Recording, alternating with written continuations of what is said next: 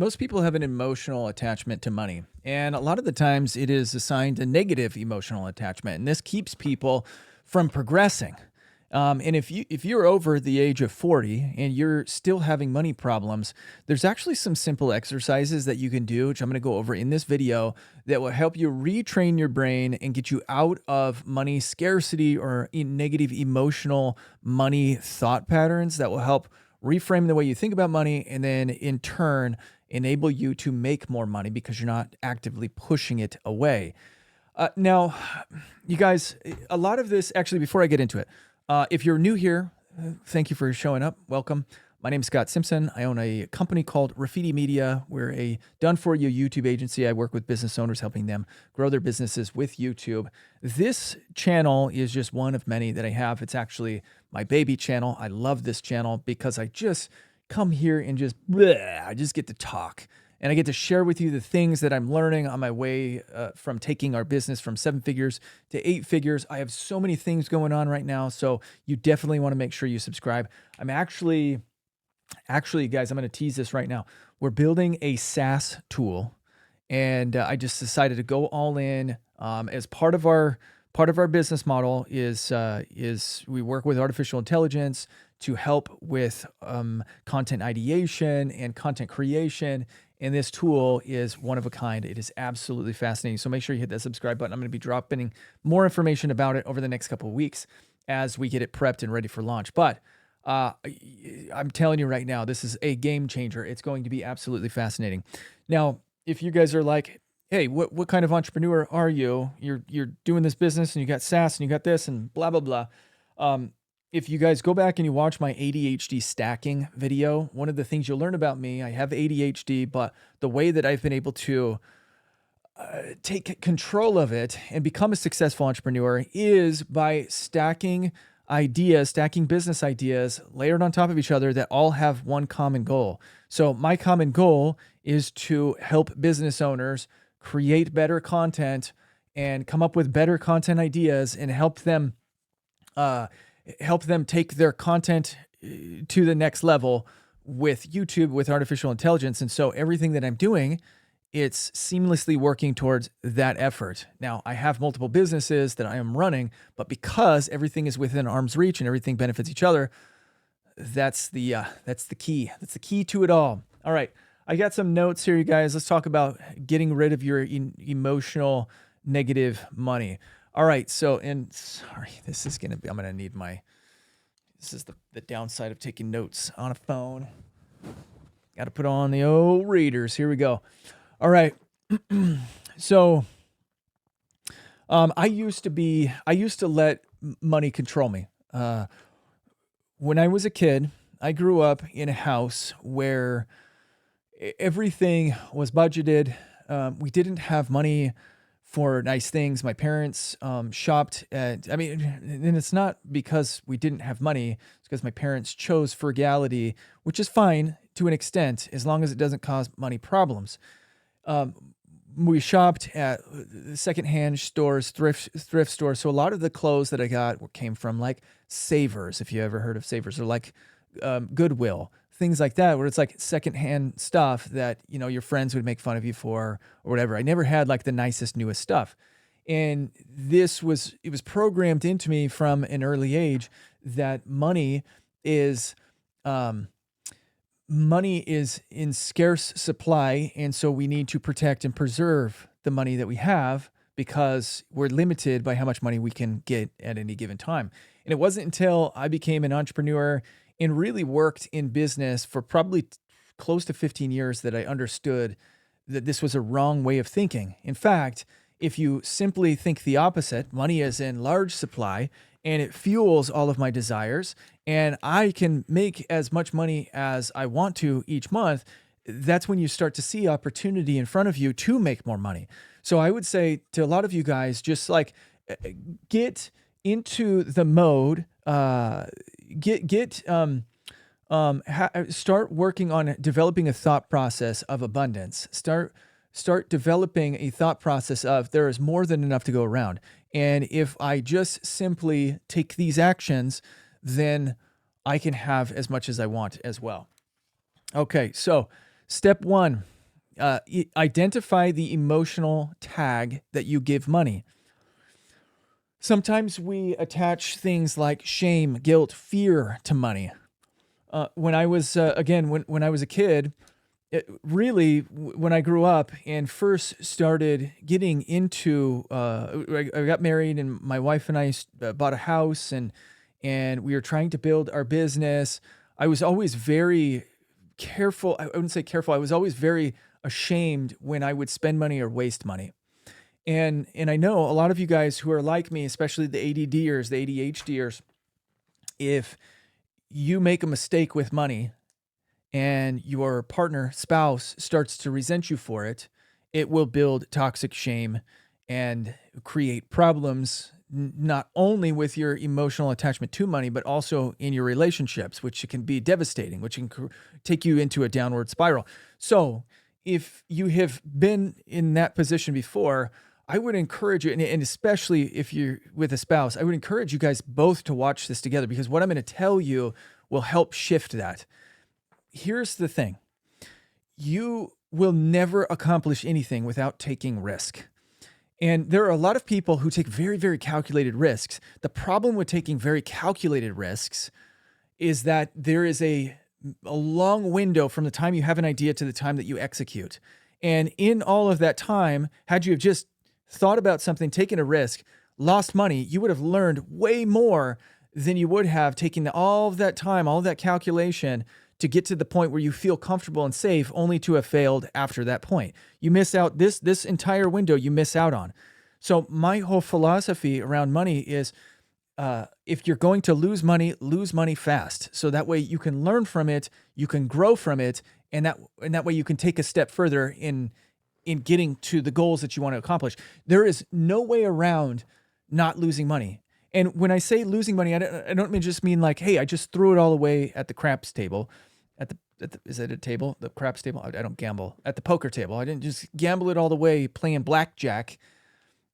But you had an idea, you took a risk, you took action on it, and now you're getting feedback. That's called education. And so for both you and your partner, I hate the word partner, your spouse, both you and your spouse need to understand that there's an education process that you're either going to spend that money in college, you're going to spend that money on education and entrepreneurship. It's the exact same thing. You're going to waste money on college. I wouldn't say waste. You're going to spend money getting a college education. You're going to spend money getting an entrepreneurial education. That looks like failure and it feels like failure. It is not failure. It's not failure. You have to disassociate those feelings from each other. You have to disassociate those actions from each other. Failing is when you quit. Failing is when you give up. Failing is not when you lose money taking action towards something and you gain an education. There's reciprocal value there. You spent $60,000. I spent $60,000 on a Redbox competitor when Redbox got a $100 million investment from McDonald's. I spent $60,000 that I had pulled out of my home equity in 2007. And then what happened in 2008? The market crashed. I lost all of that money and my business tanked because there's no way I could compete. I just couldn't compete with McDonald's. I had no business plan for it. And it required spending $5,000 a week on new videos that I could insert into this DVD vending machine. Anyway, learned a valuable lesson, spent $60,000, learned a valuable lesson, and I could have looked at it as a failure. In fact, I did for a long time. I looked at it as like I beat myself up over it. I looked at my kid, my two children at the time. I looked at my wife, and I was like, I felt shame.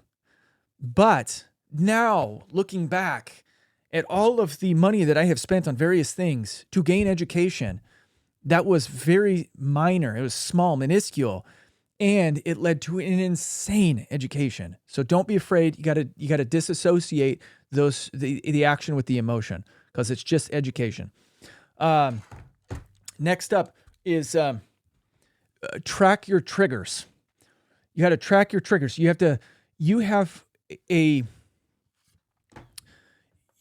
have specific feelings as it comes to money.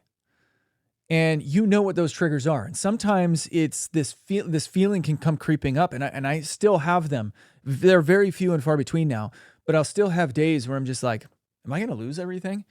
And then I'll be like, wait a second, why am I feeling this way? Oh, it's because of X, Y, and Z. But I have been around the block now enough for long enough that I know the feeling of when I'm having an emotionally money triggering day, and I've also been on the other side of that where I have had so much momentum in days that I know for a fact that the switch can flip at any second, and I can go from I'm in scarce mode into abundance mode. And so the faster I can pull myself out of scarce mode, my mental state out of scarce mode, I will switch back into abundance mode, and I'll start attracting money back to me. When you get into that scarce mode, you get in preservation. You get into this like, oh, I can't spend any money. I can't do anything. I have to preserve what I have. And so you start to hold on to things. And what does that do to your mental state? Well, it makes you closed off to opportunity. That's the best way of saying it. So, for example, let's say last month we had a couple of our done for you clients leave, and I was starting to kind of get into this like, oh shoot, what am I going to do?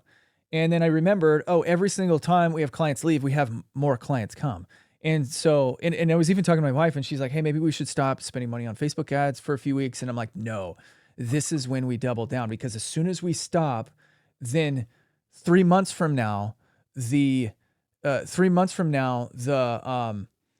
well is going to dry up, and I can't let the well dry up 3 months from now. So now it's time to double down. Now it's time to really dig our heels in and spend more money, so that way we have more opportunity coming for longer periods of time. So that's what I did. I spent $15,000. I invested in going to an event at the end of this month that we're going to be sponsoring, and I am certain that we're going to make multiple six figures from just being at this event. There's so much opportunity that's going to land in our lap just specifically because of this. Now, also because I have not been in conservation mode, I've been in abundance mode. I've also been able to close a lot of new deals over the last few weeks. In fact, I told you guys last week we made $19,600 closing stuff for our coaching program. Well, I still have people coming into that from my emails and from the posts that I'm making in social media. So we're still making money from that. We're still having people come in, and money is flowing in abundance. And so not only did we make more than make up, let's say this, not only did we make up for what we had lost with clients leaving, we have more than made up for it. And now we have more money that has come in as a result of it because I doubled down. So here's what I need you guys to do. If you're wanting to flip the switch on your money triggers, you need to write your money triggers down, so that way you can feel that way you can recognize them as they come. And it helps you disassociate your emotion with things that are happening in the real world. Your emotion is in control of everything. And if you start panicking, that's when problems start to arise. So write down the things that are triggering you, so that way you can learn how to disassociate them. All right, let's go. Next one. Here we go. Come on, readers, do your thing. Of course it turned off. So track your triggers. Number 3, reprogram your internal narrative. Money is not moral. It's a tool.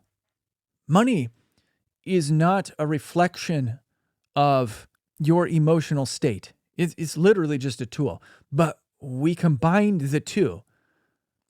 Subconsciously, we have a tendency to combine the two because there's so much emphasis put on money in this culture. But if you were to just take money away, you just take money away. What do you trade for what you need? You trade value. Money is it's simply a reflection of the value you're putting out into the world, and you will find ways to produce more value if you just simply disassociate, again, the emotion. If you reprogram your internal narrative to disassociate the emotion with money and understand that it is literally just a tool and you can tap into the flow at any time, then you're going to set yourself up for massive success. Um, one of the things that I do subconsciously, and I tell myself this literally every single day, because I'm on this path to getting to 8 figures in our business. I want to make $10 million in 1 year in our business. And I know some of you guys are like, nah, we've already done it, and blah, blah, blah. Good for you. When I get to 10 million, I'm going to try to make it to 20. And when I get to 20, I'm going to try to make it to 40. So wherever you're at in the journey, it's just indicative of that growth, the desire for growth. I want to get to 10 million. And every single day, subconsciously, I tell myself that I'm worthy of that. And I imagine what it's going to feel like. And I imagine those numbers hitting our bank account. And I feel it because I want my emotion to revolve around those desires. Last year, I got really sick. I ended up in the hospital. And when I got out of the hospital, and I was overweight and I was just unhealthy, and I sit down all day long. So now I try to stand and sit, and I exercise every single day now. But I got sick, and I got out, and I was like, I'm gonna get healthy. And I visualized. I've never thought of myself as unhealthy, by the way. Just so y'all know, I've always thought of myself as a fit guy trapped in a fat body up till last year. And then it hit me. I was like, no, I'm just a fat guy. I've lost energy. I've just turned into a fat guy. And, but when I got sick and I got out of the hospital, I was like, no, I'm a fit guy in a fat body. And I'm going to eliminate the fat, and I'm going to show everybody the fit. And that's what I did. And so for the last, what month is it? Gosh, for the last 8-9 months now, I have been exercising every single day just so that way I can get as shredded as possible, so that way the fit guy can come back out.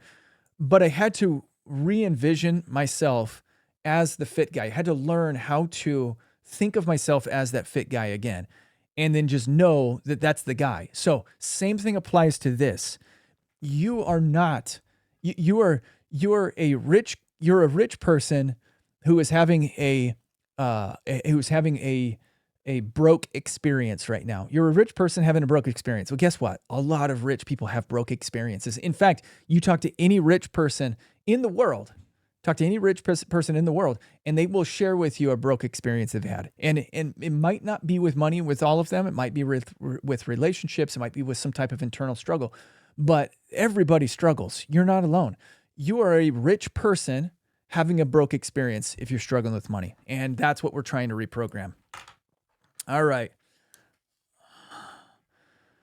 Next up, step 4, build a new relationship with money. What would, and this is, I'm kind of jumping the gun because I keep like putting the cart before the horse, telling my experiences. What would life be like if money was your friend, if money was your ally, if money flowed into your life? Imagine that. Again, if you're having money issues, what are those triggers that are creating those money issues? And write them down so that way, again, you can distance yourself from them. You can disassociate action with emotion, and do this with your spouse. Do this with the person that needs to do it with you, because as soon as one person starts getting into money clinching mode, then it's going to negatively impact both of you. And then start imagining, what would your life be like if money was in abundance, if money was flowing? That's how you become the rich person. That's how you become a rich mind. And you start thinking like the rich. There's a great book. It's called Top 10 Distinctions Between Millionaires and the Middle Class. Highly recommend reading it. It's fascinating. It's an amazing read. But it will teach you how to think like a millionaire. And I highly recommend that every single one of you guys read it, because it's important for you to think this way. Everything boils down to your thoughts. Just think about it this way. If you lay in bed and do nothing other than lay in bed, you will have zero life. You have to internally motivate yourself and think, and you could say, oh, these people were born with a silver spoon in their mouth. I'm telling you right now, any single person on this planet can have a wealthy experience if you imagine it to be that way. What is telling you what if you have a delusion? If you have a delusion of being successful, who is telling you you're not actually living that experience? Because you can't live an experience outside of your own mind. If you're having a delusion of success, of wealth, of riches beyond your wildest imagination, of owning your own yacht, who's telling you that you're not actually having that? You could be. I can't tell you. I can't tell you you're not having that. Your friends and family probably could, but again, if that's what you perceive in the world, that's what you're getting. And so my point in saying all of this isn't to have a delusion, but it's to believe that you're capable of this and that it's coming towards you, and you will find a way to make it happen. That is how life works. It starts in the brain. Look around you. Everything that you see in your location, in your house, started with someone's thought. The drywall behind me is $1 billion industry a year that started with someone's idea. This door that's right over here, the doorknobs are a mega 100 million, probably $1 billion a year industry. Everybody needs doorknobs. It started with someone's thought. Who's to say that you can't think that way too? Who's to say that you're not capable of coming up with $1 billion idea? All right. And number 5, don't beat yourself up when you stumble. Don't kick yourself. It happens. Life is a series of experiences that hopefully help us get smarter, that hopefully help us get wiser, that hopefully help us get closer to the goals that we desire, that God wants for us. And if you beat yourself up, then you're telling yourself you don't actually believe in the things that I'm telling you to do. And this is the path to success. I promise you, if you start thinking, controlling your thoughts, this is the path to success. It starts up here. You have to believe it, but you're going to slip back. Life is not this like straight line up. It goes like this. It's like you can't help it. That's how it works, because you're always having to be learning. And if you're an entrepreneur who wants to have any amount of success, you're going to realize that problems are the key to success. Solving problems is the key to success. That is the key. So embrace problems. Love it. If you stumble, it means you didn't learn everything you needed to learn. So keep learning, pick yourself back up, keep going. We live in the best country in the world that will allow us to have this reality. Pick yourself back up and keep going. You guys got this. All right. You got any questions? Leave them down below. I want to answer your questions. I'm here for you. So hopefully this one resonated with some of you guys who need to hear it. Appreciate you. See you tomorrow. Bye.